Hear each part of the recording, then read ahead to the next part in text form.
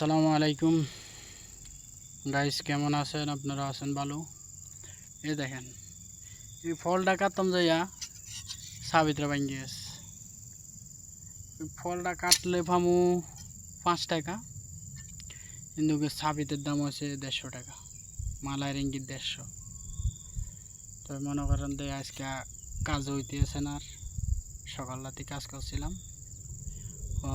আর সাবিত নাই, আর কাজ হইব না।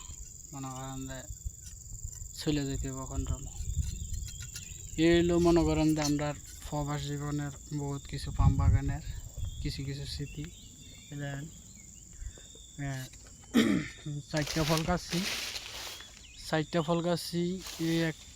এই একটা ফল, এই মনে করেন এই 2টা ফল, এই আর একটা ফল, 3টা, এই আর একটা, 4টা ফল। 4টা ফল মনে করেন যে একটা ফল 40 কেজি 80 কেজি করে হইব।